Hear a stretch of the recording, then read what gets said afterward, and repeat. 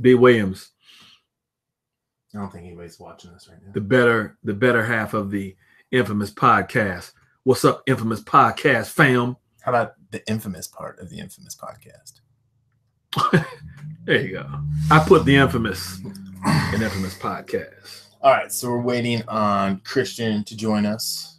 Hey guys, since nobody's watching right now, we're just going to be talking here. We're waiting on Christian Colbert, not Colbert, to join here in a second. I'm sending a message on Facebook to let them know. Christian Colbert, if you're unaware, Christian Colbert is a very talented comic book artist who's worked on a wide array of projects, ranging from Kid Cosmic,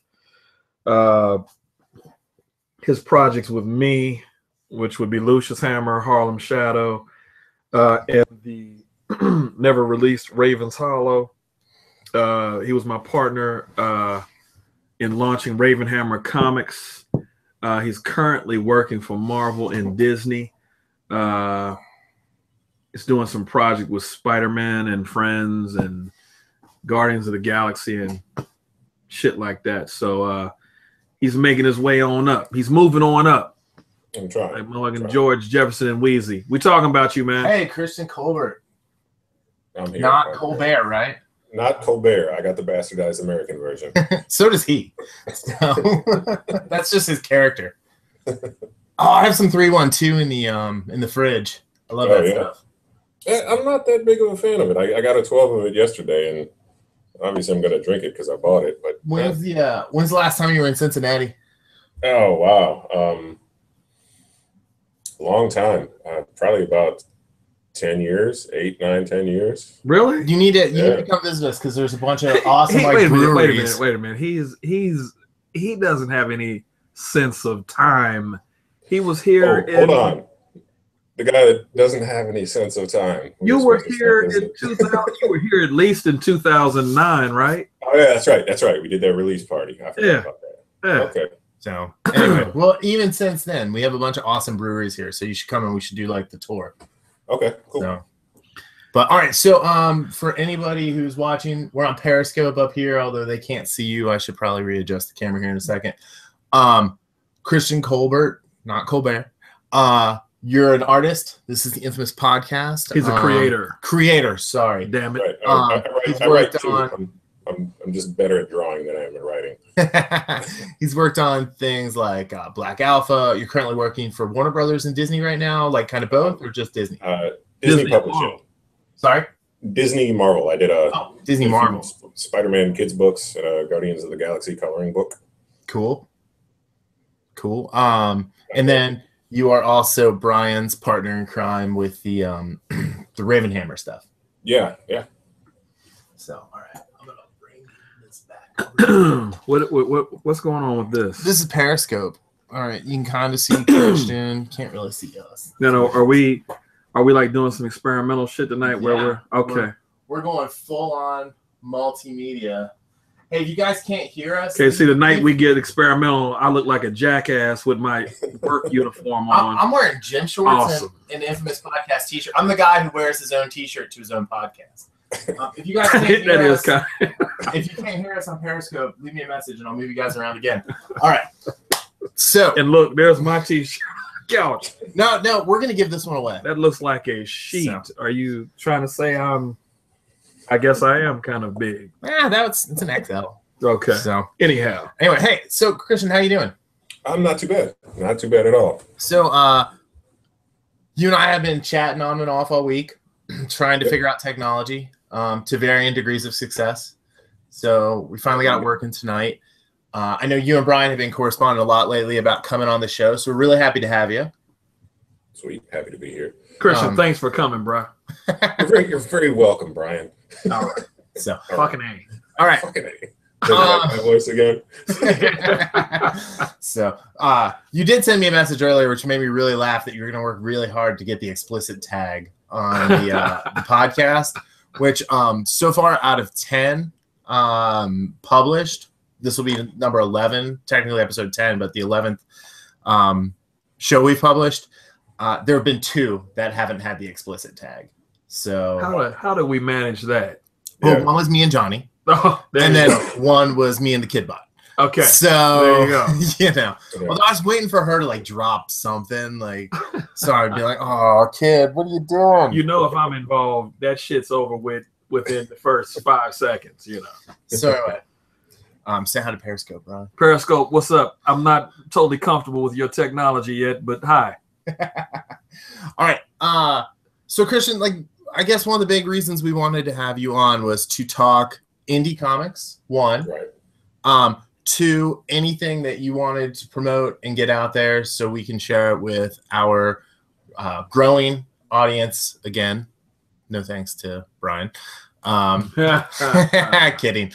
And then I guess like really, I want to hear some of the battle stories that you and Brian have about collaborating and working on, you know, the Lucius Hammer book, and you know, just he doesn't like Harlem Shadow. And I'm interested in learning more about Raven's Hollow.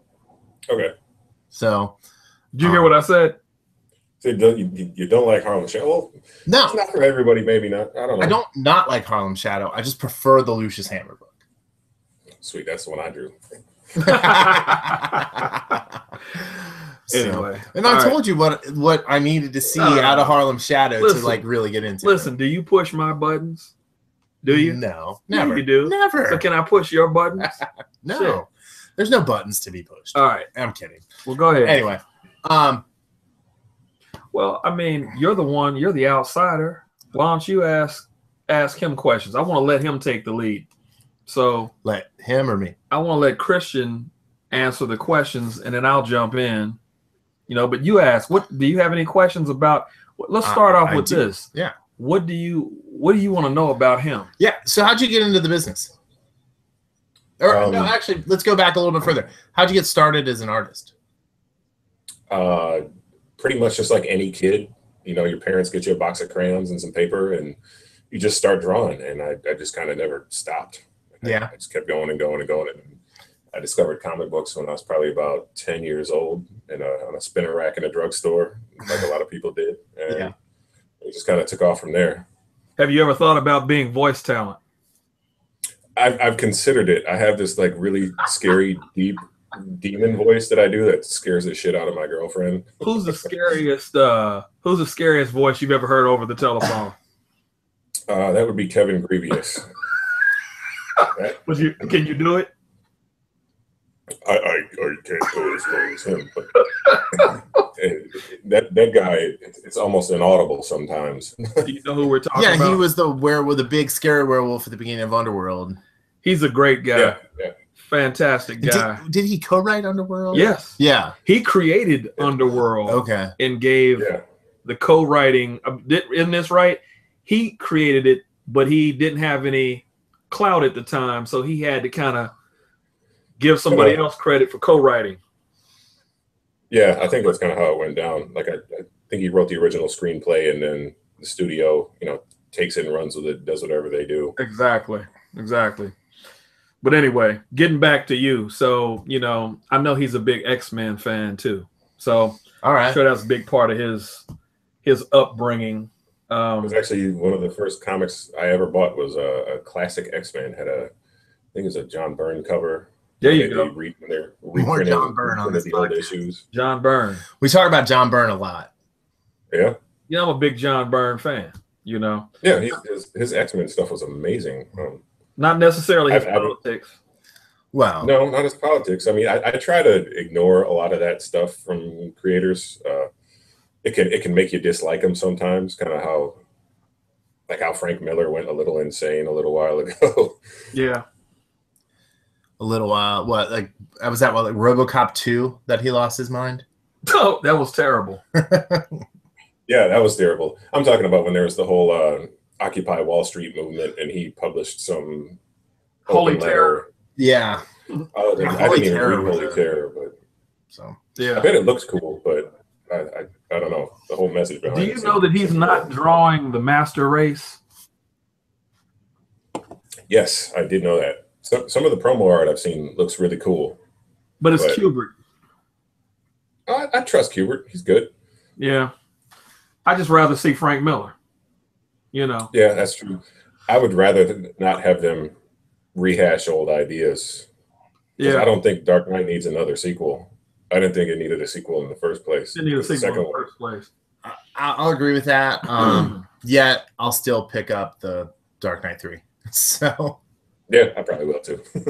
but hey, whatever happened to Kid Cosmic? It got published by Arcana Studio. It's still out there. You can still go to arcanastudio.com and pick it up if you want. They released it? Yeah, it's released. I don't know if it ever made any stores or anything, but what is Kid Cosmic for those of us who don't know what that is? Kid Cosmic is a book I worked on with a guy named Scott Kinney. He's a writer, and I did the first 2 issues of the book almost 11 years ago now, and then 8 years later, they found a publisher, and I finished the last 2 issues. So there's a huge 8, 9, 10-year gap in between the 2 issues. But it's about a little kid who gets an alien super suit, defends the planet. So all ages book, fun read. I mean, it's no rocket science by any means, but it's still a good fun read. Good for kids. It's kind of like Nova meets Mega Man. Yeah, kind of like that. Yeah. Oh, cool. Yeah. You also had another. What was the other book that you worked on? Was it Tom Corbett? Yeah, that was a Blue Water. Yeah, yeah, Blue Water Productions. I did like a 5-6 page intro that was supposed to go into a free comic book day Blue Water Productions book, but that just never happened. I think it got published. You can find it on Comixology actually. Just search Blue Water or Tom Corbett. But it's pretty strong though. It's nice artwork. Cool. Yeah. Just kind of speaking of the artwork, I'm a big fan of your just style in general. Like in the Lucius Hammer book, I was obviously on your Twitter account today, and I saw the sketch you were working on, which we talked about a little bit earlier today. And I can totally see where that Superman's going, and when it's done, I hope you post a picture of it so I can just download it and have it in my. Oh shit! He drew a picture of Superman. Yeah, it was. Thank God. Holding the American flag. Thank God. I like Superman. Well, I know you do, but I saw the one of Batman earlier, and I'm like, of course that's cool, but I'm like, damn, somebody represent for Superman for a little bit. You know what I'm saying? So because he. Now, one of our characters, who's obviously meant to be kind of like Superman, is the American Way. Right. And he just does killer portrayals of him. Like the first time I ever saw American Way, I was like, yeah, we're probably going to have to do a book based on this character alone because he's just visually strong. Yeah. I don't even know that I've seen you draw Superman before. I've probably done it a couple of times. I might have 1 or 2 on my DeviantArt account, but yeah. He does a good Thor too. I like his Thor. Yeah. Well, we were talking earlier too. I didn't realize he did work on Black Alpha. Oh yeah. How do you say his name? Tom Rash. Rash. Like you have an itchy red spot. Tom Rash. Anyway, which I actually really like that book. We're gonna get him on here too.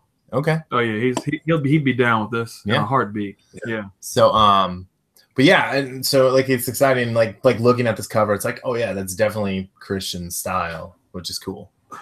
Now, what was cool is this cat was in USA Today and Entertainment Weekly.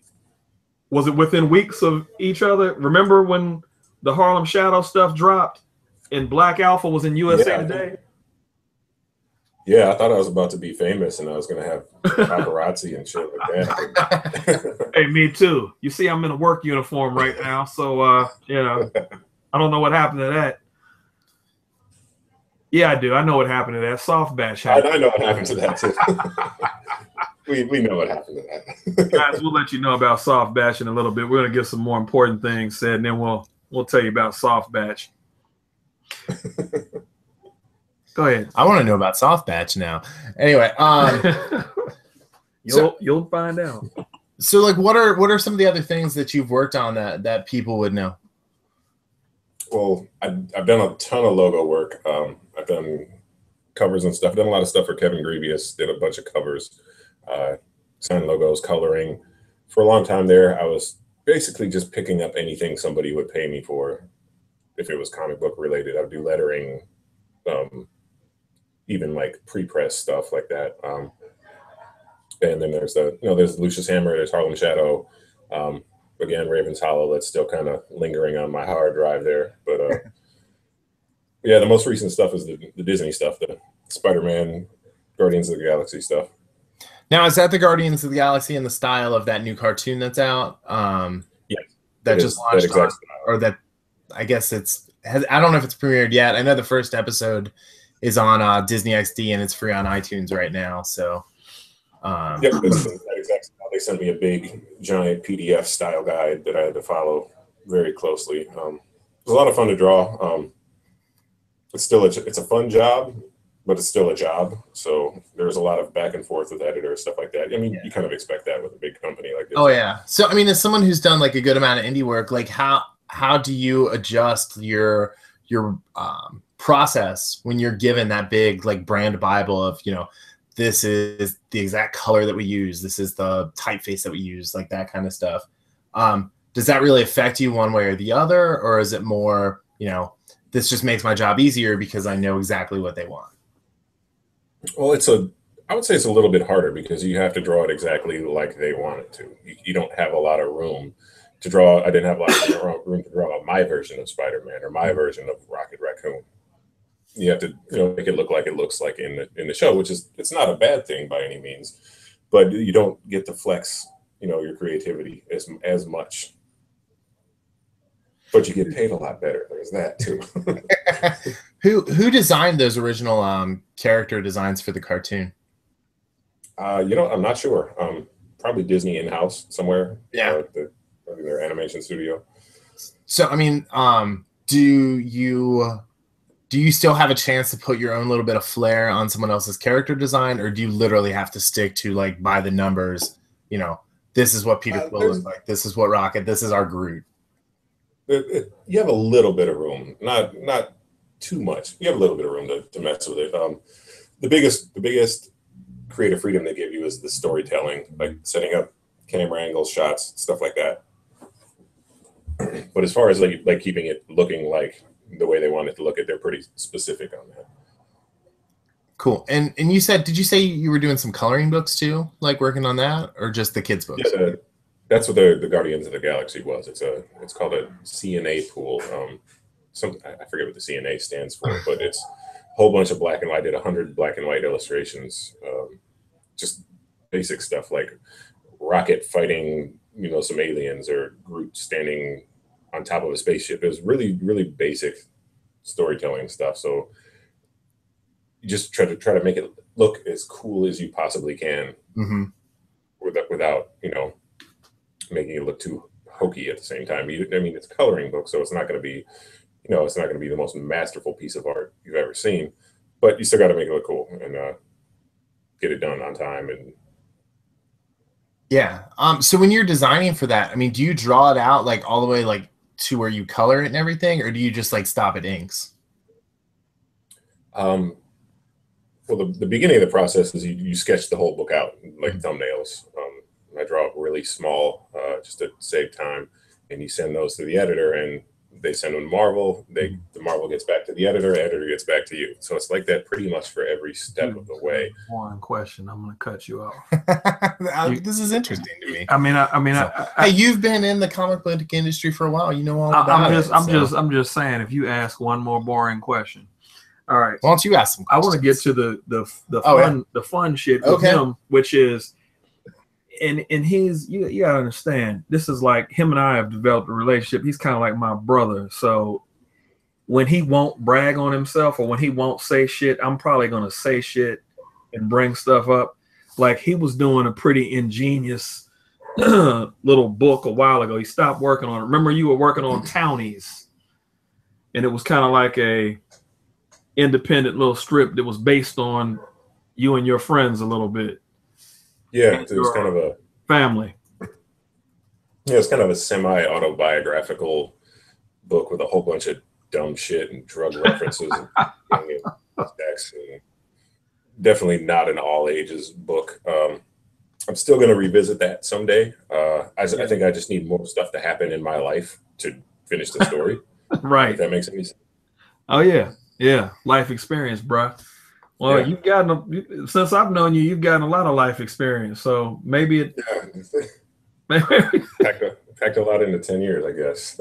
Exactly. Okay, so I'll just set the stage for the story. All right. So I'm looking for an artist to help me draw a werewolf comic book that I started writing called Primal. So I go out to this place called Digital Webbing. Mm-hmm. Lo and behold, out of like 50 fucking artists that, come through on Digital Webbing trying to make a buck, I find Christian. Okay. And he had a piece of artwork that just blew me away. It was Caleb. I think it was Caleb. And he was standing there. Caleb is a little dark-haired white kid with a hoodie. And there's this huge purple dude with dreadlocks standing behind him. Looked like dreadlocks. They weren't necessarily dreadlocks, but they looked like them to me. Okay. And I was like, wow, that's a really cool character. And he had like what I thought was purple and white war paint on him. Okay. That attracted me. I called Christian. I said, what the fuck is this drawing about? I got to know. So he starts kicking this story to me. It's called Raven's Hollow. One thing leads to another. I share with him that I have this kind of parody of Luke Cage that I'm doing called Lucius Hammer. Right. Because, nobody knows this, but Lucius Hammer started out as just a straight parody of Luke Cage. I wanted to write like something funny to maybe go on Cartoon Network or something Sure. that they would pick up. Just like Black Dynamite is a parody of blaxploitation movies. Mm-hmm. I wanted Lucius Hammer to be a parody of blaxploitation comic books. So this guy draws him one night, and I'm just like, wow, the picture that he drew took me in another direction. Okay. I was like, yeah, I really don't want to do a comedy. I want to do something that'll mean something that becomes iconic. And so that led us down the road to do Lucius Hammer and eventually the Harlem Shadow. Because the Harlem Shadow wasn't even planned. It was kind of like a improvisational, I won't call it a mistake, but people were asking about it. So we just kind of did it on the fly. Cool. Yeah. So, but we got involved with, we had a very naive idea of how the industry works. We thought all we had to do was make the cake and then present it, and then everybody would take a bite of the cake and we would be celebrities. And as you can see, that didn't happen. You're still working on that part, right? Right. Yeah. But why don't you, I think what's interesting about the whole Lucius Hammer thing, Christian, and I want to kind of get that on this show is, I know I gave you a very specific description of what I wanted Lucius Hammer to look like. And I told you what the story was, but how did you come up with that first initial image that you produced of Lucius Hammer? Are you talking about the one that's like an older Lucius and he's got like gray in his sideburns? Yes. With the red background. One of my favorites. Well, I was kind of kicking around ideas in my head of what he would look like. And I don't know if it was during football season, but I saw Jim Brown on TV. I was like, that's Lucius Hammer right there, as like an old Lucius Hammer. So I kind of sketched that out first. Right. And then the way he appears in the comic book, I kind of reverse engineered it from there. I like aged him down a bit. You can even see in his costume design, it's actually a Browns costume. It's orange with two brown stripes and a white stripe down the middle. Much to Brian's dismay because he's a Bengals fan. But that's okay. I still dig it. I liked it from the minute I saw it. Yeah. I wanted to give it like an old school superhero flair to it. It wasn't like, didn't have all kinds of pads and armor. He just had spandex and some big boots and a belt. But yeah, that's basically how I came up with it. Right. So the Harlem Shadow. You know that everybody loves your covers. In fact, that was a huge selling point of those books. What's whereas the covers? Yeah. I mean, almost everybody you talk to loves Rodolfo Buscaglia. Yeah, I mean, I'm looking at him right here on your DeviantArt page. Interior art, but his covers kind of got like a Batman animated series kind of flair to them. Now, I never even talked to you about that when you did these. I mean, did that play a role? Were those influential? Batman animated series? Absolutely. Yeah. I mean, what did that premiered in 1990, I think? And yeah. I mean, I watched every episode as it came on. I bought the DVDs when they came out, and especially when they revamped the style, when they gave Batman the all black cowl. They streamlined everything, and it just kind of changed the way I looked at things, and maybe gave me like a simpler way of looking at designing a page or a cover. Right. And, cool. It worked really well for what I was trying to do on the covers. Do you think? I mean, and this is a controversial question, but I'm a line stepper. I don't give a fuck. I'm gonna step on the line. Do you think we had anything to do with a lot of the diversity you're starting to see? Do you think our books and other books that came out maybe 4 or 5 years ago that pushed the diversity agenda, do you think that had anything to do with what you see now at the bigger companies? I would hope so. I would hope they would listen to the people that read their books and, at least take into consideration what they want. Right. Because it's true. I mean, 20 years ago, all you had was a whole bunch of white dudes making a whole bunch of comics for other white dudes. And there was nothing for the average black guy who couldn't pick up a book and find something where he could relate to it. So that was one of the big selling points for me, is to put out a book that everybody can enjoy. And that's what I continue to try to do, is make something that everybody likes. So like a random Latino kid can pick up my comic and find something he can relate to in it. Not that I, know exactly what a Latino kid goes through, because I'm a big goofy white guy, but I just, like I said, I just want to try to make books that everybody can enjoy. But to that point, though, I mean, how do white guys write books about black guys? How do black guys write books about white guys? I mean, I guess it just takes being a skilled writer. Yeah. I mean, I take my experiences because I know a lot of black people, I hang around with a lot of black people, and I mean, you just take it all into your memory banks and you use it. I mean, you base it off of real people. Did you see this comment I made on the post you made the other day? You found this drawing from back in the day. It was this dude with like these Timbs on and these jeans. Oh yeah. Yeah. And I said hashtag bum stiggity bum. Yep. Yeah. What were you seriously trying to draw DOS effects, or was that? I was a freshman in college, and I was smoking a lot of weed and listening to a lot of DOS effects. So that's basically how that drawing came about, I think. That was cool, though. That was cool to see that.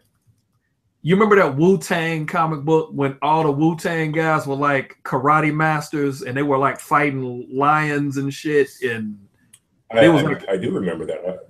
Remember that? I think I bought every issue of that. I liked it when it came out, but now looking back on it, of course, it hasn't aged as well. But it was a really cool concept. There weren't a lot of people doing something like that. Exactly. Well, you can go ahead and ask a couple questions. Just don't ask no boring shit. What type of paper do you use? And when you're drawing, what grade of line do you put on? I'm just kidding. Wow. That's your white guy voice again. That's my white guy voice. I think your normal voice is white guy enough. See, he says you know what Christian said to me and hurt my feelings and pissed me off. No, what? When he met me, he was like, "Oh, dude, I thought you were gonna be like short and light skinned because of your voice." That's funny. Oh fuck! Very, very funny. And then we drank like 10 pitchers of beer down in Clifton. Was that? Yeah. Yeah, I was in Clifton. Yeah. Yeah, it was in Clifton. It was across the street from that movie theater, that indie movie theater. Oh, the Esquire. Esquire, yeah. Yeah, I think it was a Best bar called theaters in Arliss. Yeah. Yeah, I saw Hoop Dreams there. I saw lots of stuff there. Oh. It's a good theater. Good movie you should check out. 12 O'Clock Boys. It's ridiculous. Yeah, I never found, like, I found some of the stuff on YouTube, but I can't find the documentary. Oh, okay. You would tell me I'll about find that. it for you. Yeah. You got to watch it, CC. It's about these kids in Baltimore that ride around on dirt bikes all day, and they call themselves 12 O'Clock Boys because all they do is keep the bike in a constant wheelie the entire time as they go down the street. It's berserk. It's Mad Max now. I'm serious. It's just missing the desert and It's like Fury gasoline Road rations in Baltimore. So Yeah. Baltimore. Yeah. Did you say you just watched The Wire? I just recently watched the first season of The Wire. Okay. Have you seen The Wire, Christian?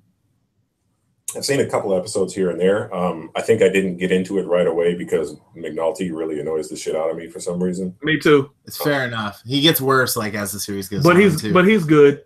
He's good. Well, Dominic West or Weist, however you say it, Yeah. like he's a pretty decent actor, and like you're not supposed to like McNulty, but like you sit there and you watch, and like how McNulty was a cat that was from 300, right? Yeah. It's like how does this guy get away with anything, and how has like his fellow officers not like shot him in the line of duty, accidentally on purpose. But yeah, so I mean, he talked a little bit about Batman the Animated Series. What are some of your other influences? Comic book wise, like I said, early John Byrne stuff really got me going when I was young. I think then in high school I discovered Ed McGuinness. He did like a Deadpool one shot, and I just fell in love with his style when I was like 16, 17. And then of course Joe Madureira on X-Men. Frank Miller stuff. I started once I got to college. I started reading everything Frank Miller ever did.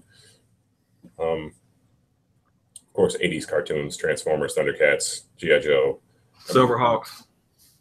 Silverhawks. What's wrong with Silverhawks? Tiger Sharks. Wait. What's wrong with Tiger Silverhawks? Sharks. No, I said. I said Silver. Hey, what about Brave Star?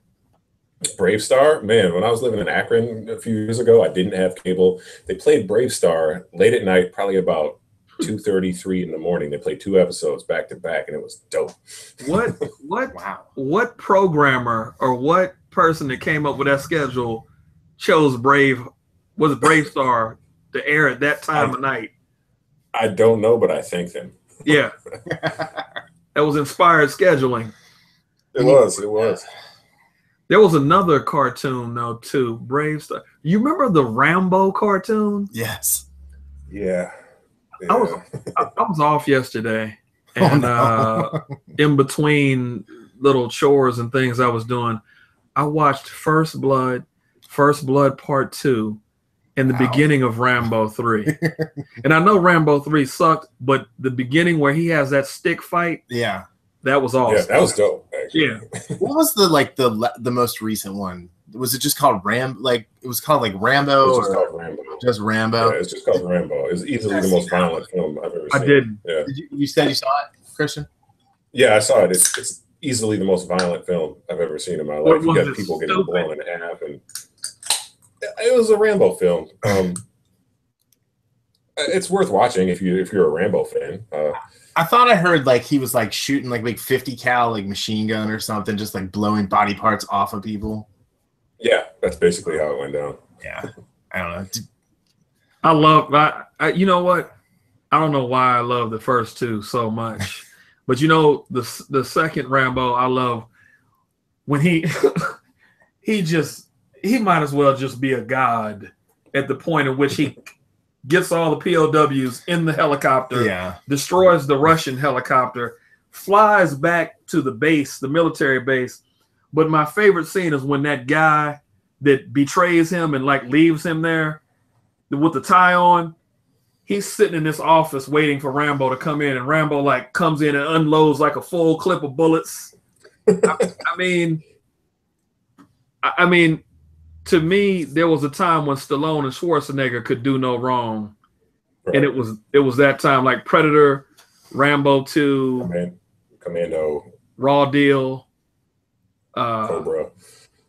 Yeah, Yeah, I mean, just ridiculous. But don't you miss the 80s a little bit? Or were you too young to really enjoy all that?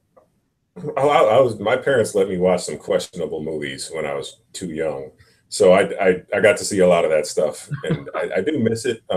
Looking back of it, a lot of it doesn't hold up as well, but it's still got that nostalgia to me. Like, Yeah. you kind of overlook the downfalls in the storyline just because it's kind of awesome. It doesn't always have to be the best story in the world. I'm gonna say three movie names to you from the 80s that nail the 80s for me. All right. 4. What was that? I'm gonna say 4 movie names. Okay. In chronological order. Escape from New York. Kurt Russell. And he's in another one too. Big Trouble in Little China. Oh yeah. Oh yes, of course. There's also Tango and Cash if you want to bring that one up. I like that, but I'm gonna name 2 more. Okay. Lost Boys and Vamp. I got a Lost Boys poster hanging right here on my wall. Kiefer Sutherland. Yes. Pivotal. There you go. There's also the 2 Coreys in there. Yep. Yeah. And Bill S. Preston Esquire. Wait a minute. Alex Winter. Did I just hear Professor Dog? I think you did. He was probably barking at something insignificant, like he always does. his dog is named. He showed me his Professor dog the Dog. other day. Yes. Oh, his name's Professor Dog. You didn't tell me that. Yeah. Is that like Professor X? Like that'll be a comic book soon. Actually, that's when we went to the shelter. That was the name he had, and we were thinking of changing it, but it's just too awesome to give up. Yeah, that's a cool name. That's a hard one to top. I mean, like, yeah. I don't know. I always thought my daughter, if she got like an animal, she'd like her fish is named Mrs. Fish, and it's like, I mean, she got it when she was 3, so that's great. And so when she got a hamster, we joked that she was going to name it Mrs. Hamster, and just kind of teased her about that. And then she gave it a real name, and it's like, well, this isn't any fun. Mrs. Fish is pretty good, though. Yeah. It was Mrs. Fish and Mr. Fish. Mrs. Fish ate Mr. Fish. Mrs. Fish and Mr. Fish sound like those people on SpongeBob. Those nondescript characters that sit in the background and crack jokes in the restaurant. So look, just to give this episode just a little bit more seriousness to it, I thought it would be cool if you and I kind of chimed in about some of the dangers that lurk out there for indie creators that we ran into. Because if you and I had listened to maybe a podcast like this, maybe we wouldn't have been so foolhardy in some of the shit that we did. Right. So I think the best way to start that out is to say that Christian and I are both very conscientious creators. Mm-hmm. Me being a writer, him being an artist, and us being able to kind of switch those roles sometimes too. Him being able to do it more so than me, because I can't. I can draw a little bit. I can draw beyond stick figures, but I mean he writes and draws. But bottom line, we came together under a creative enterprise to make some quality books, and I think it was more of a creative thing than really a money thing. I mean, we just want to do it because we love comics, right? And we wanted to create something. And we went out and formed an LLC, got computers. We kind of acted like we were doing a business thing. We even had some people involved that meant well, but they weren't comic book people. Right. So when we were meeting with them and talking with them, they really didn't understand what we were doing. They were just kind of like, hey, Christian's talented, Brian's talented. We like them both. Here's some money. Go do what you do. And, we tried to do that. There were some decisions that were made on my part that weren't the most savvy things to do. Like I commissioned the design of an action figure, which we could have used. Ooh. Yeah. I still have the 3D renderings of those in my email. Yeah. We could have gone without that, but I'm still convinced at some point that's going to come in handy, because the guy that sculpted our action figure for Lucius Hammer, right, was the original sculptor that did the original Star Wars action figures. You should know him. He lives in Pleasant Ridge. His name is Robert Kling. Oh, I met him once, like a long time ago. So just some background there. Kenner used to be in Cincinnati, if you listeners don't know that. And so there's actually a ton of just like prototype Star Wars toys that float around this city. And if you're lucky enough to see one or get your hands on one, it's really a whole bunch of one-of-a-kind Star Wars memorabilia, which is, you know, as Brian likes to make fun of my Star Wars fandom or fanhood, it's really fun to like go out and accidentally come across these things. Well, Lucius Hammer has some kinship to the Star Wars action figure line because the guy who sculpted them sculpted Lucius Hammer. But we could have used that money. It was about $800-900 we used to commission this guy to do the sculptures, and money we could have used for other things. Yeah. So you bump your head on shit like that. But what we really did was when the money got tight and we wanted to we needed some more funding, we turned to the first person that we thought that believed in our project, and he was a thirsty little promoter that lived around here in Cincinnati and put together some bogus forms. And, you know, we're not going to say his name. We'll just call him Soft Batch. Oh, okay. Soft Batch or Pigfoot, whichever you prefer. Soft Batch. Did you say Pigfoot? Pigfoot. Pigfoot, yeah. Kool-Aid. He kind of reminds you of the Kool-Aid Man. Remember the Kool-Aid Man used to run through the walls? Oh, yeah. Yeah. Yeah. Yeah. He looks like if Rick Ross and the Kool-Aid Man fucked and had a baby. That's what this guy looked like. Now, is he bright red, or is he like maybe like an orange flavored Kool-Aid? Now you ask yourself, why would we fall for something like this? Because we were thirsty. We wanted some things to happen, and I don't know. We just were green at that time. What's weird is later on, we run into probably the biggest person that we could run into in Russell Simmons. And we went through a similar kind of struggle with his business enterprise when the Harlem Shadow was optioned. So I remember that really well, because like you actually called me and said, hey, this is happening. How do I capitalize this? And I remember, you know, I met a couple times to talk about that. And, you know, it was a lot of, well, it's coming. It's coming. And like, because the people you were dealing with were telling you it's coming, it's coming. And then I remember like I hadn't talked to you in probably like 3 or 4 months, and I randomly ran into you and I was like, hey, what's going on with that? And you're like, hands in the air, I don't know. Well, like you were really frustrated. Did you go through the same kind of frustration that Brian went through with that, Christian? Absolutely. I mean, we worked with our lawyer a lot of back and forth with the producers and all kinds of other people with their hands in the cookie jar. And yeah, it was incredibly frustrating. I was kind of hoping that since it was Russell Simmons and Def Jam, that it would run a little smoother and things would happen a little bit faster. But it was just a guy with more money who was trying to get something from us for free. That was 3 years ago? 2 years ago? That was 2 years ago. 2 years ago, yeah. Did it ever come off to you like the biggest? Because see, Christian and I are big hip hop fans, so to have Russell Simmons be interested, oh yeah, but wait a minute. Not only to have Russell Simmons be interested and have us be hip hop fans, but then to tease us even further and say that Common was going to do the voice. Was going to do the voice of our character.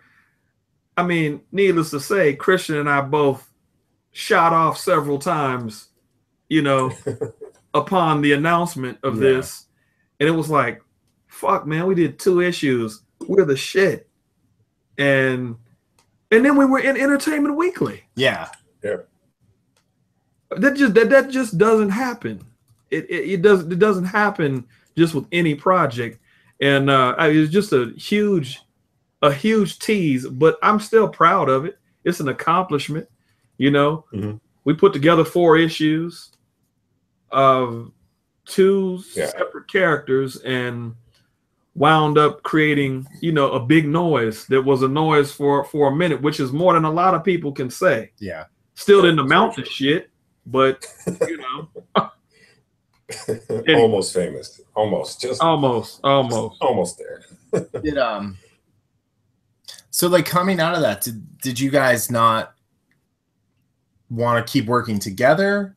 Like why aren't we seeing more Lucius Hammer, Raven Hammer type titles coming from, the Raven Hammer Brain Trust?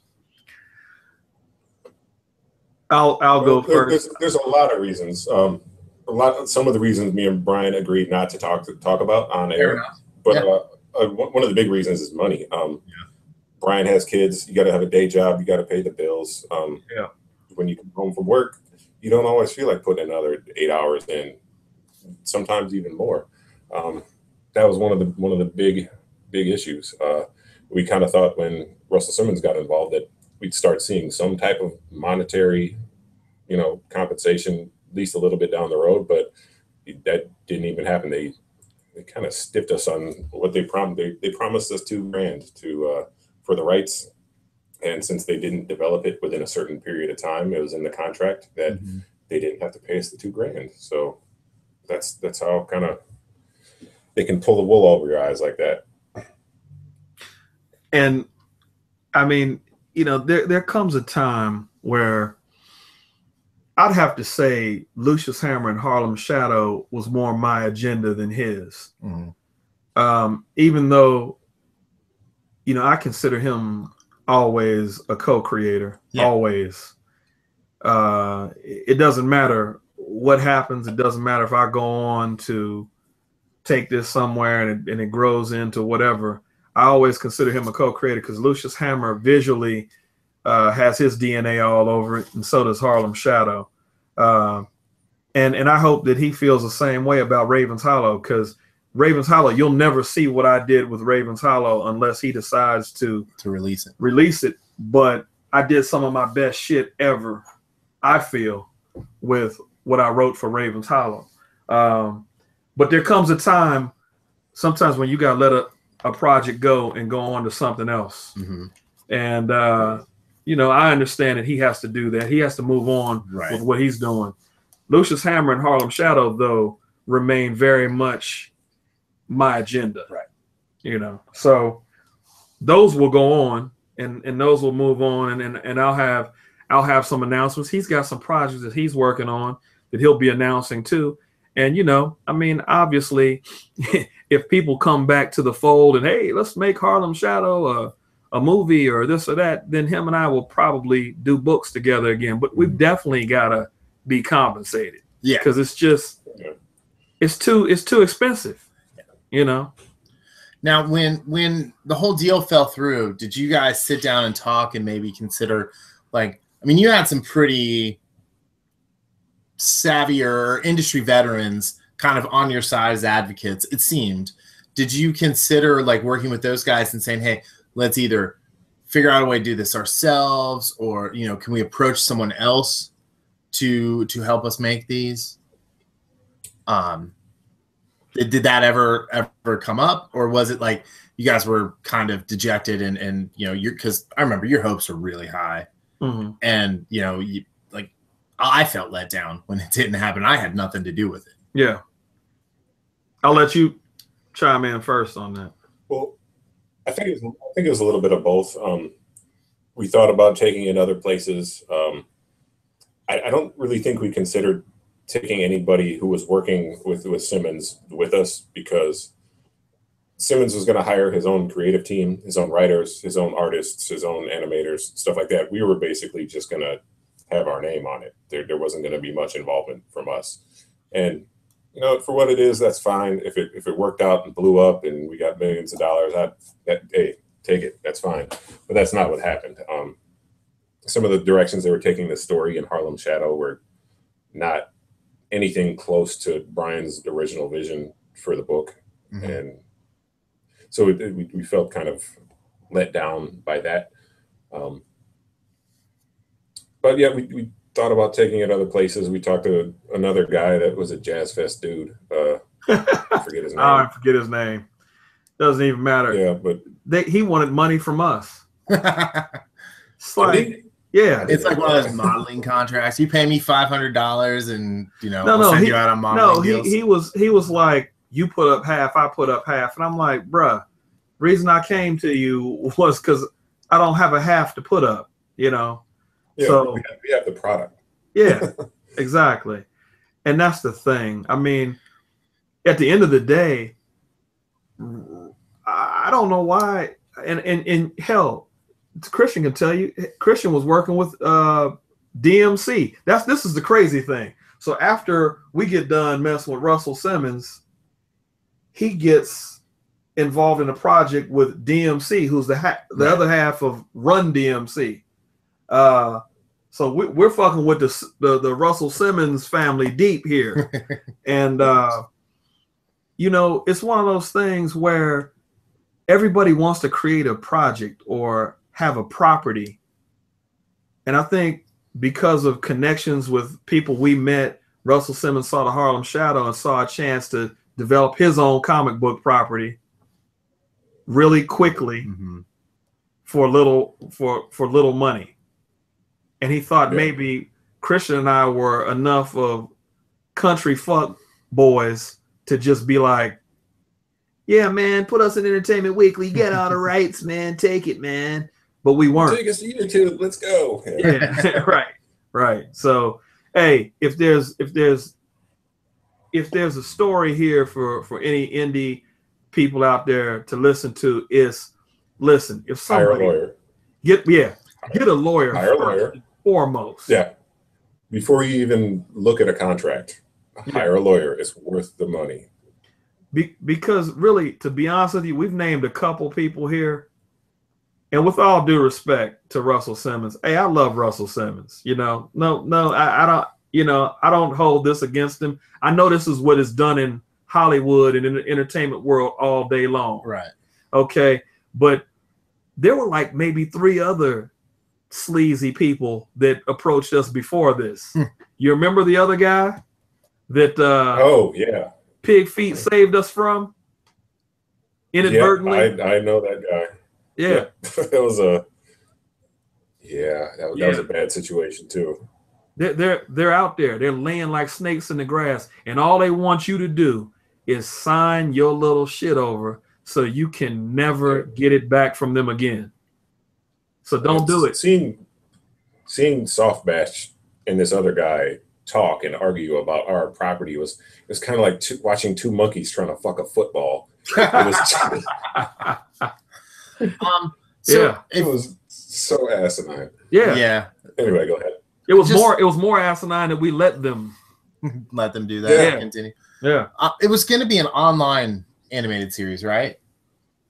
Yeah, it was going to be a web animated series on Def Jam YouTube or something like that. Yeah. Do you think so? Like looking at like just media now, and here we are, like we're streaming live on YouTube as we talk, right? That wasn't available really 2 years ago. We're on live streaming on Periscope right now. Do you think maybe it was a little ahead of its time? The thought of doing that, like it was overly ambitious because, there were YouTubers out there who were starting to make money, but like, you have that, what's his name? PewDiePie, who makes $10 million a year just from his YouTube channel talking about other people playing video games. Like there's been a cultural shift. Do you think maybe, like I said, it was just a little too far ahead of its time, or was it just all these other factors that came into it and you guys decided to protect your IP? I think Rush Management wanted to do something, and once again, I've not studied their entire operation, but they do music. Mm-hmm. They don't do production, TV production. They don't do animation. Right. And there's another person involved in this, which I haven't spoken his name, but he was supposed to bring that component. Okay. And I think that's where a lot of the ball got dropped, was when it came to him. Right. And that component was not realized, and I don't know why it wasn't realized. I don't know if he was inexperienced or if this was just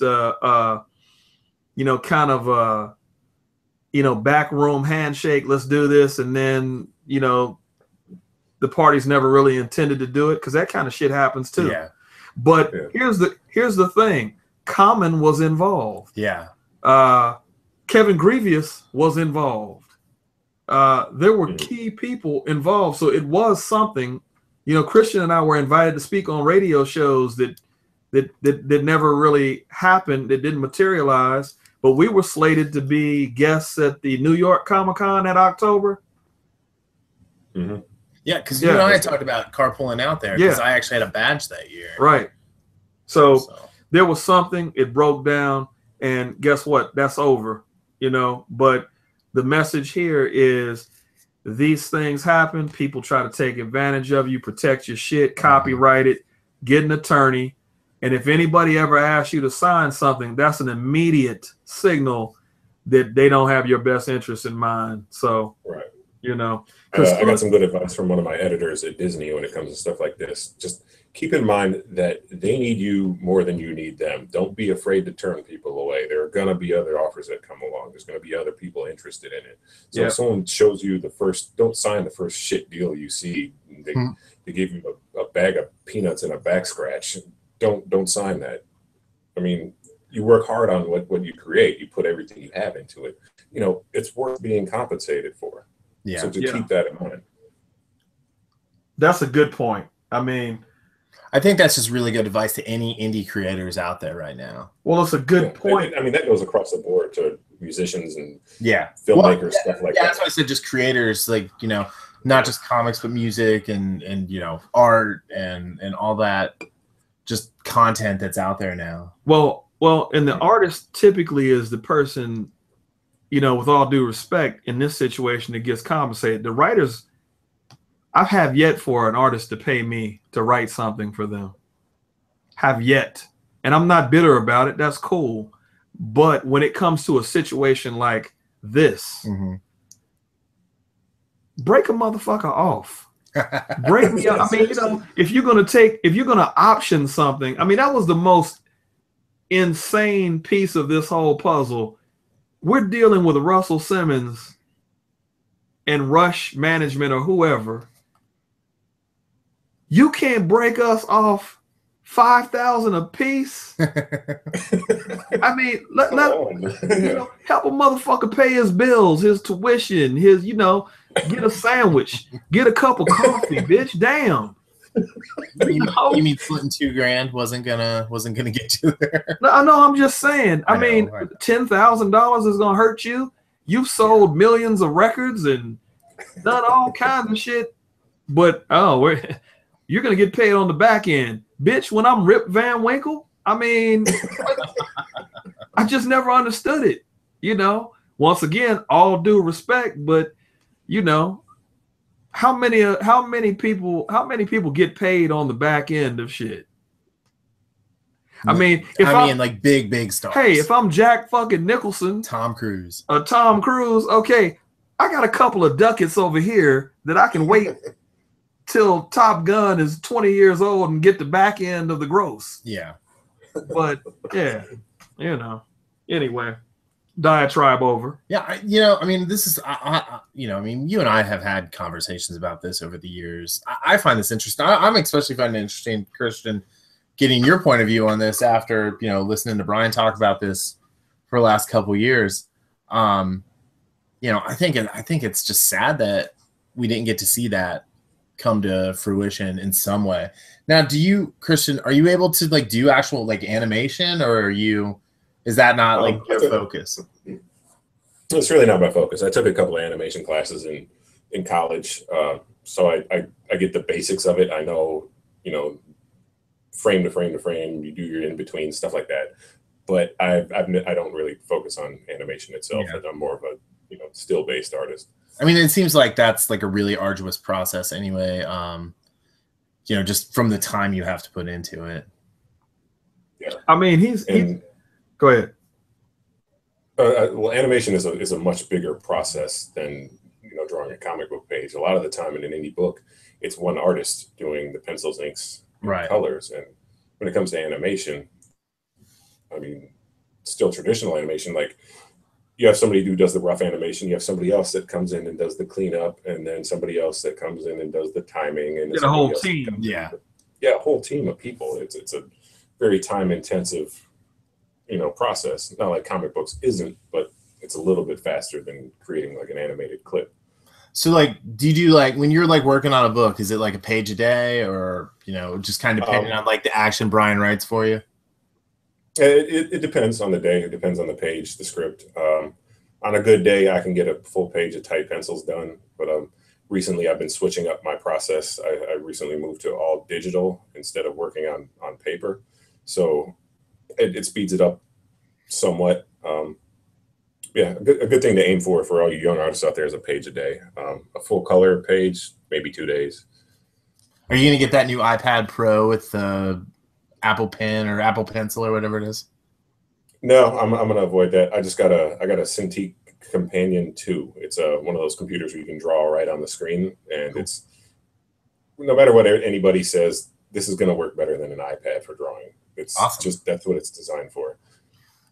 What's your favorite page you did when we were collaborating at Ravenhammer?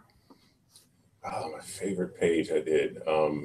I think there's two of them. There's the one page where Lucius was at his mom's funeral. Yep. In the first issue, and then in the second issue, I think my favorite page was, I think it was the splash page at the end where he's holding a dead brown recluse, and it was a Jim Aparo homage. Yes. Jim Aparo is of course my favorite Batman artist. Yeah. I don't know if he's your favorite Batman artist, but he's up there. I think mine is probably Norm Brayfogle. Yep, I love Norm Brayfogle too. We talked about Norm Brayfogle yesterday. Yeah. Jim Aparo's my favorite, but Norm Brayfogle and Neil Adams are a close second. I like Brayfogle better than Neil Adams, though, unfortunately. Fair enough. I know that's not the popular pick. Neil Adams is at the expo. Oh, really? Yeah, like I thought about getting commissioned. Sorry. Some of the first comics I bought were Detective Comics where Brayfogle was drawing them, and it was right around the time when the Batman movie was coming out. I was like, this is the best thing I've ever seen in my life. Right. Give me every Batman comic I can get my hands on. They hold up though. He holds up. They do hold up. Yeah. Yeah. His artwork never gets old to me. It's timeless. Truly one of the best. Yeah. Let me chime in here and ring your bell for you for a second. I wrote a sequence in Lucius Hammer issue 2. For any of you that want to go buy it, check it out on our website, www.ravenhammercomics.com. But issue 2 of Lucius Hammer includes a character, I guess it's a homage to Spider-Man, a character we created called Brown Recluse. And he's Lucius Hammer's partner in this sequence. And he's actually witnessing some police brutality in a dark alleyway. Lucius Hammer and Brown Recluse are sitting on a rooftop looking down on these police rough these kids up. And Brown Recluse makes a controversial decision to confront the policeman. Now, mind you, this is what, Christian? We did this in 2011. So this is 4 years ago. These were the soft batch. These were the soft batch issues. Yeah, the soft batch years. Yeah, right. When we were under the influence of our janky promoter, we did these 2 issues. And we obviously were dealing with the police brutality issue way before all of this shit jumped off in Baltimore. I mean, hell, police brutality has been a constant thing going on for years, but we did this sequence, and I mean, this Brown Recluse character could have been the cheesiest thing ever. Whenever you try to copy Spider-Man, right, it can go wrong. Very easily, yeah. Yeah, but to Christian's credit, he didn't stop me. He wasn't like, nah, this is too strong. Because there were times where he, as a writer and artist, him and I got a little, we got into some fisticuffs about things. And verbal fisticuffs. Yeah. And sometimes he'd be like, B, that's too strong, man. That's too strong. We're going to blow people out. You know, imagine me blowing people out. You know what I'm saying? No. You know, but so just real quick. Yeah. All like pages 16 through 21 of the Lucius Hammer book you guys are talking about are actually on the first page of Christian's DeviantArt. Yep. Christian-Colbert, COLBERT .deviantart.com. Can we put if you want to check that out? Can we put those pages of Brown Recluse up on I don't know, ask Christian. On Infamous? If it's okay with Christian, I'll do it. I mean, no, I know, I'm kidding. Yeah, so we can definitely get those. These pages done by Christian Colbert. Copyright 2011. Yeah, please do. Copyright Christian Colbert. I posted some art one day, and this motherfucker was like, Brian, show the artist. I'm like, oh shit, I got to go back and repost. I didn't do it on purpose. I just, you know. We get yelled at all the time for that. It's not just him. It was Mike Zack though. Like it was a kind of a recreation of a old Spider-Man cover, that Batman one you're talking about. Yeah, the Zack. Yeah. Oh, Mike Zack. Yeah, Zack is one of the best. He was at the Cincinnati Comic Expo this week too. Really? And he had this giant booth, and his wife was there, and she was like his hype man. She was like calling out Mike Zack, creator of the Black Spider-Man costume. And it's like, let's call him designer of the Black Spider-Man costume because someone told him to draw that. You know, it's not like he just was like, hey, I have this idea. Well, and that's what I point out too. When you point out what you point out about artists, I point out the other side too. Hey, give a writer his props as well. You know, like Bill Finger. You know, he's just starting to get love. It actually just this week he's like being like retroactively added to like all the DC Robin books as the co-creator of Robin. Because writers get ignored as well, and I think it can happen on both sides. I argue for artists just as much as I argue for writers. We're all creative. We should receive equal credit when we do things, and if people post shit. I feel like our Robin podcast is what really like got that ball. You think that? You think that was influential? Not at all. But anyway, I was getting to a point here about this Brown Recluse, these Brown Recluse pages. Brown Recluse could have been a character that went left and wrong pretty quickly, and Christian made him into this powerful, terrifying creature that, I mean, even as a guy that wrote it, I was just driven to write more about this character because I want to see more after seeing his rendition, and that's his huge talent, because the story Lucius Hammer became something else when I saw his rendition of Lucius. Right. It inspired me to write something better than I had originally intended, and that's what this cat does. So, you know, that's cool. Kudos to you, Christian. You're fucking the man. Thank you, sir. You're fucking the man as well. Wait, you're fucking the man, or you're fucking comma the man? Hey, Christian, you're fucking comma the man. Not you're fucking the man, because if you're fucking the man, I don't want to talk about it. Let's just keep that to yourself, right? Hey, I'm sorry, infamous podcasters. I didn't mean to say that. It's late. It is. We're doing this much later than we normally do, so we're going to be a little more punch drunk. Right. So, good thing we're not drinking this week. So I don't want to ask. I'm drinking. Wow. I don't want to ask. You're an hour behind us, so it's okay. I don't want to ask you the typical questions like, "What's your dream project?" But really.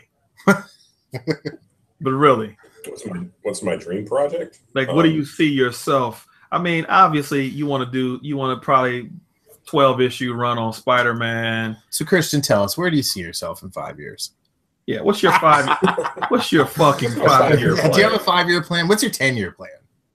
No, my dream project is doing my own stuff and being able to support myself on it. That's exactly, awesome. And it's simple. That's a simple plan. That's so cool. Yeah, me too. I mean, I love drawing Spider-Man. I would love the chance to draw Batman or X-Men or anything like that. Don't get me wrong. But I want to do my own stuff. I want to tell my own stories. There's thousands of people out there that have told Batman and Spider-Man stories. Yeah, but there's nobody that can tell the stories that I want to tell with my own characters other than me. correct. I agree. That's my dream gig right there. Cool. What are you reading right now? Are you reading any current comic books or? I just went to the comic shop yesterday. I picked up a couple of books. I'll flash them up. Actually, I picked up Archie #1 and 2. Nice. It's actually really good. That's the whole new one, right? The whole new rug. Yeah, it's a brand new one. Yeah. Mark Waid and Fiona Staples. I'm Mark Waid. Fiona Staples. Yeah, it's really good. Fiona Staples up in here. Fiona Staples rules. Yeah, her artwork is amazing. It's fun. This would kind of fit into your blasphemy category, but I really have a thing for teen angst, like TV shows like 90210 and Dawson's My So-Called Life, like that. Yeah, exactly, all that stuff, and this kind of fills all of that need. Oh, nice! I just read both of those today. Both really good. I also picked up Chrononauts, the first trade. I haven't read it yet. Certified Infamous. Certified.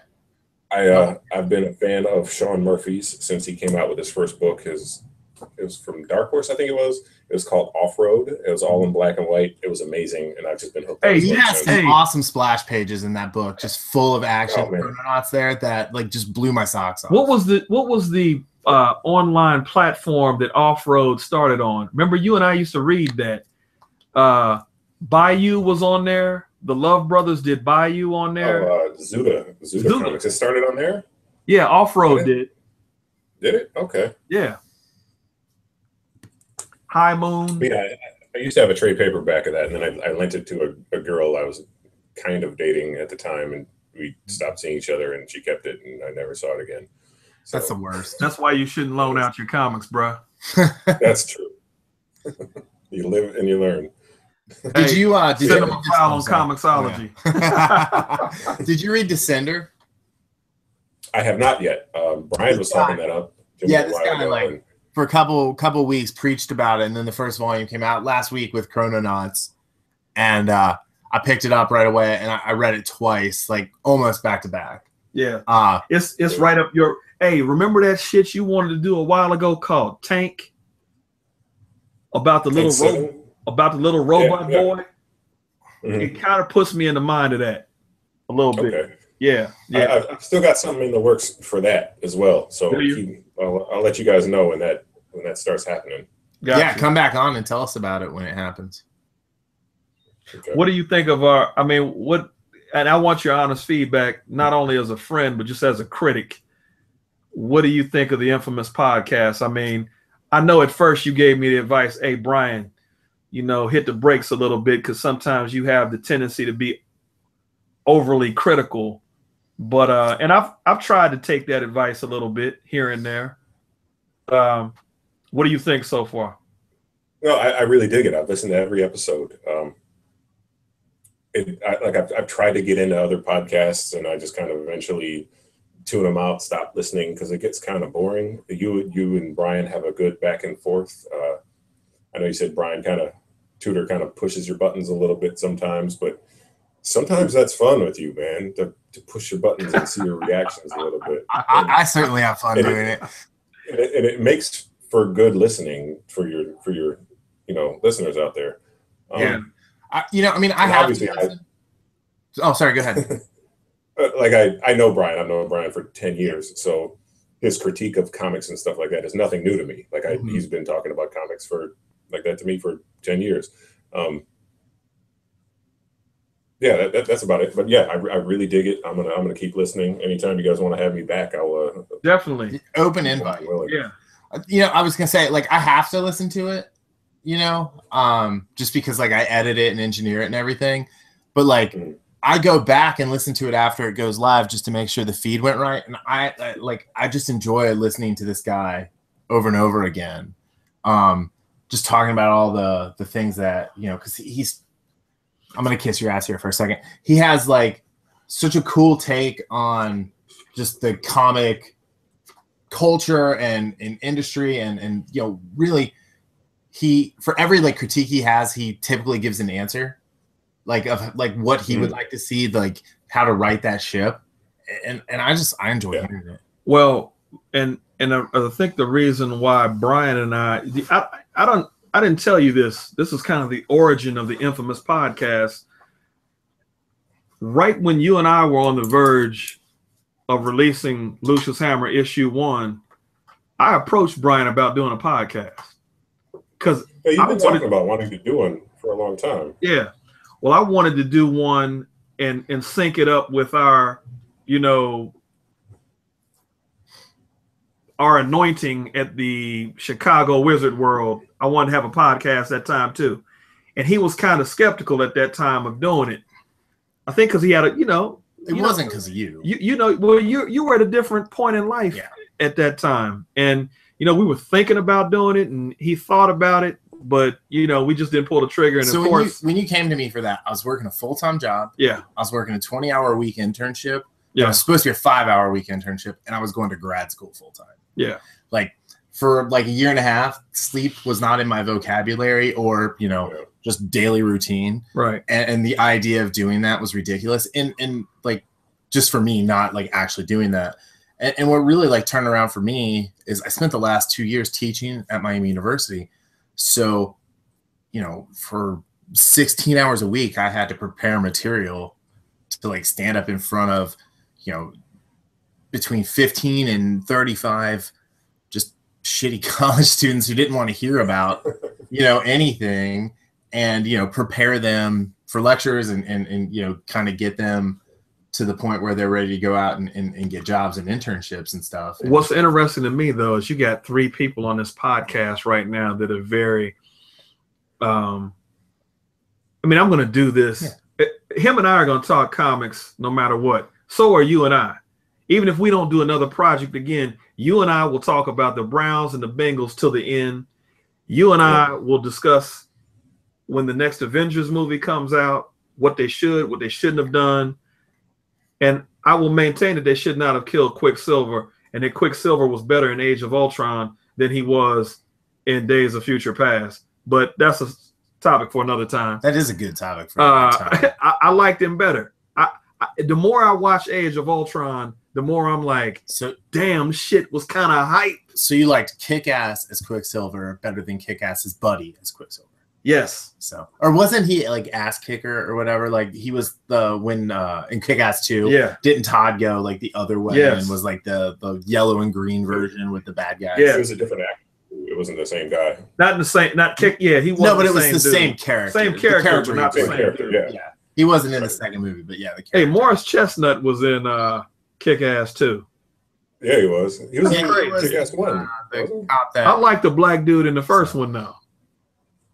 Oh, he's a different actor? Yeah. Yeah, they recast a bunch of roles. Yeah.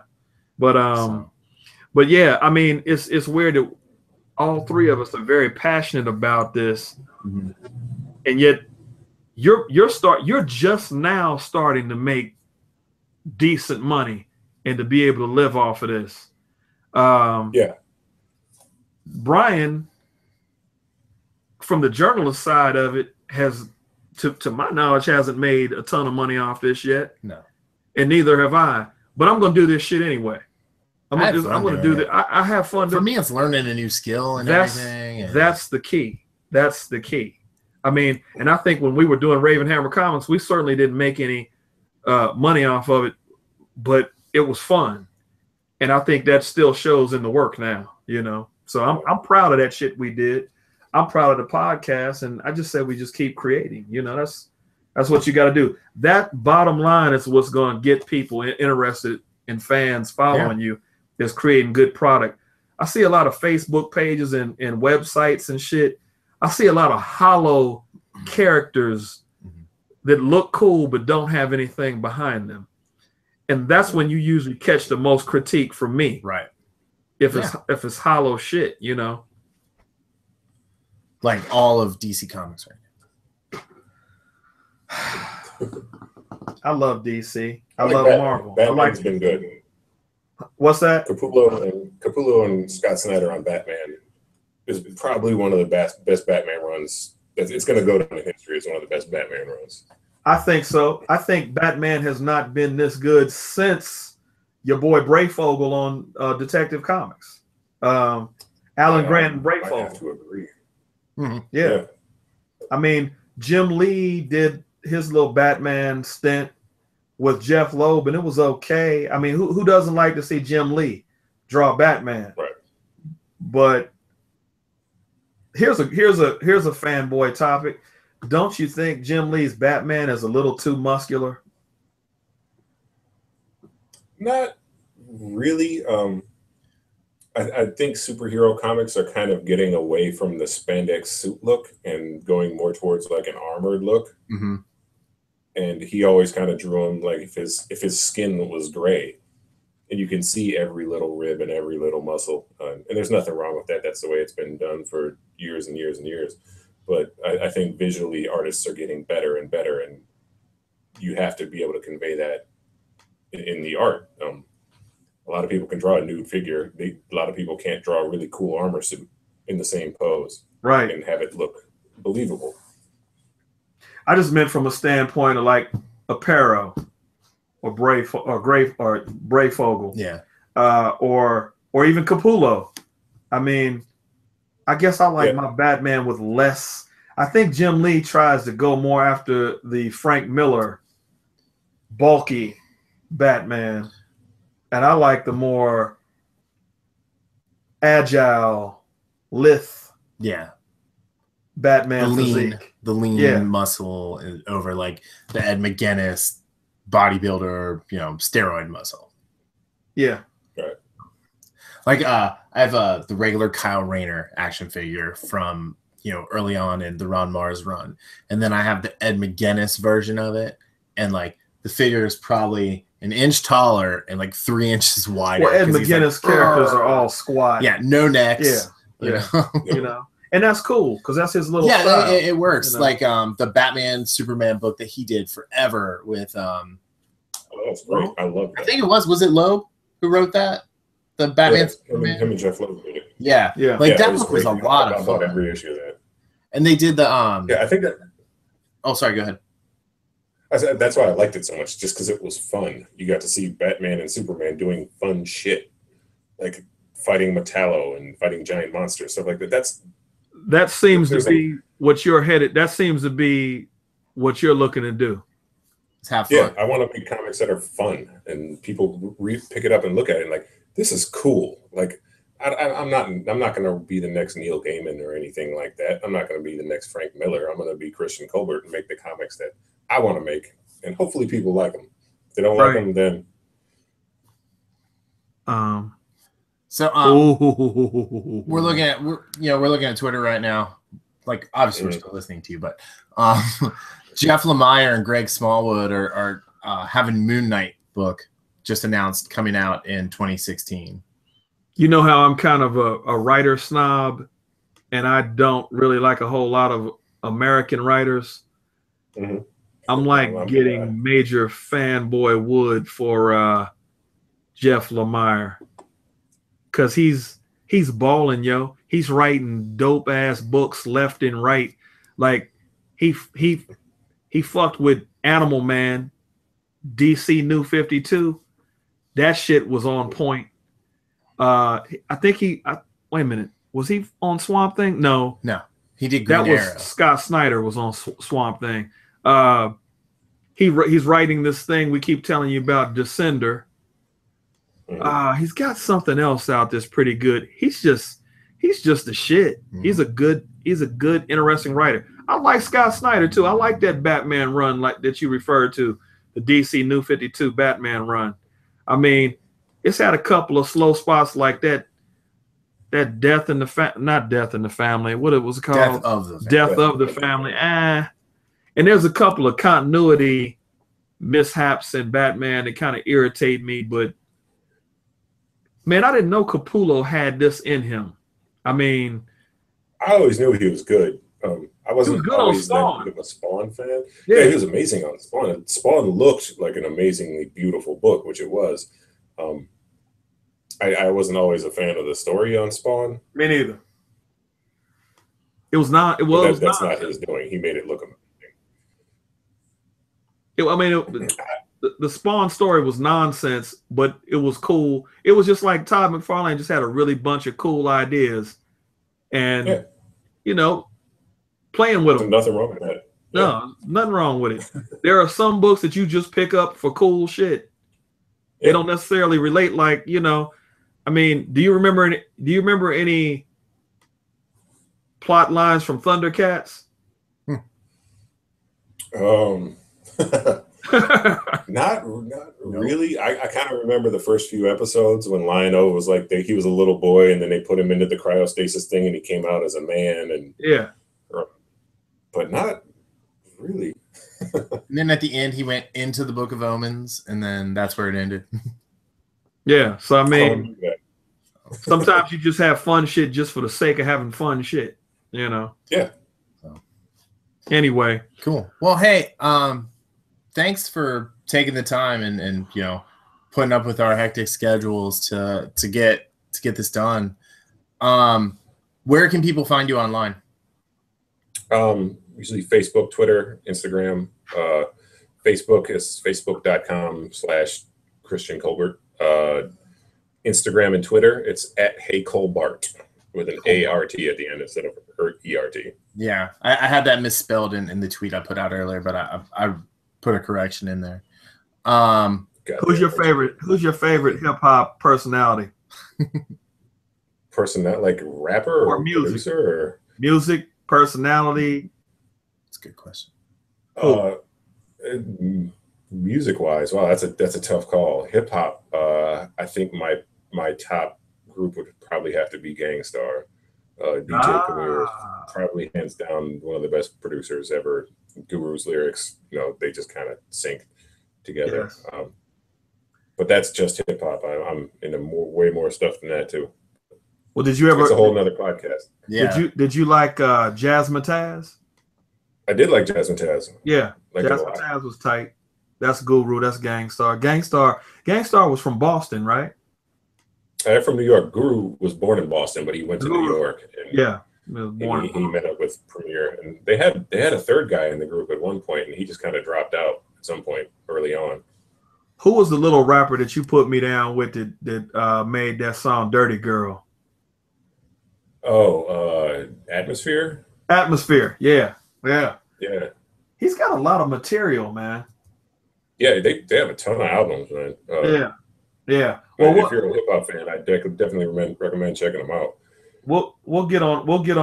Maybe we'll have another episode where we talk. Brian and I are talking about doing an episode. Yeah, we want to start talking about more music. Well, we're talking about doing an episode where we always draw this back to comics. So I was like, we should do like the best comic book soundtracks, action movie. Like we were talking about how The Matrix had such a good soundtrack. How I quietly liked the Daredevil soundtrack. Ben Affleck, Daredevil. You probably got an iPod full of Evanescence, don't you, Brian? That's the group. That's the group.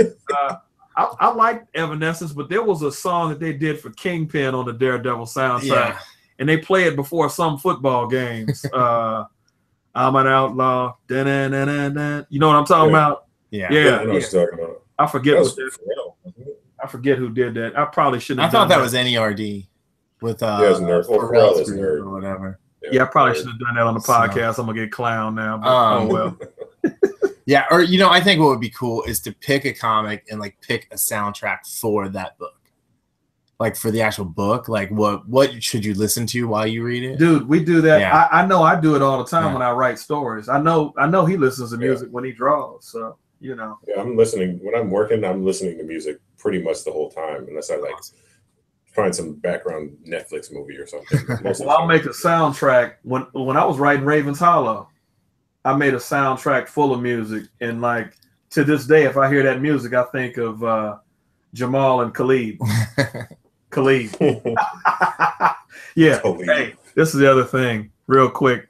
This guy that was supposedly representing us would mispronounce the names of our characters and stories in front of important people. Yeah. And it's just like, are you kidding me? But anyway. All right. Well, hey, Christian, thank you for taking the time. We'll definitely have you back on sooner rather than later. This has been a lot of fun.